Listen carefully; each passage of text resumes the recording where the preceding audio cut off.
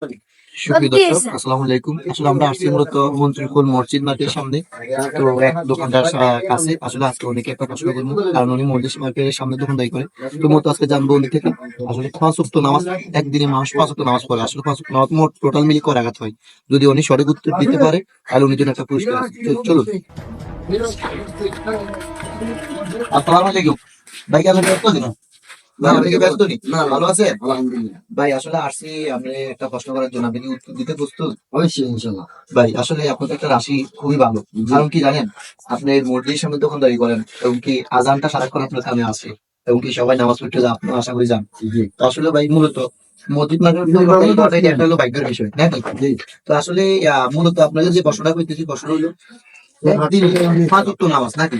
একদিনে নামাজ কত ওয়াক্ত পড়ে? 5 ওয়াক্ত। 5 ওয়াক্ত মোট টোটাল মিলিয়ে মানে কয় রাকাত নামাজ? আপনি যদি আমাদেরকে বলতে পারেন তাহলে আপনাদের একটা পুরস্কার আছে আমাদের পক্ষ থেকে। আপনাকে 20 সেকেন্ড দেওয়া হবে, গুনবো, ঠিক আছে? 20 সেকেন্ড। হ্যাঁ, রেডি? Second গুনতেছি, ready? 1, 2, 3, 4, 5, 6, 7, 8, 9, 10, 11, 12, 13, 14, 15, 16, 17,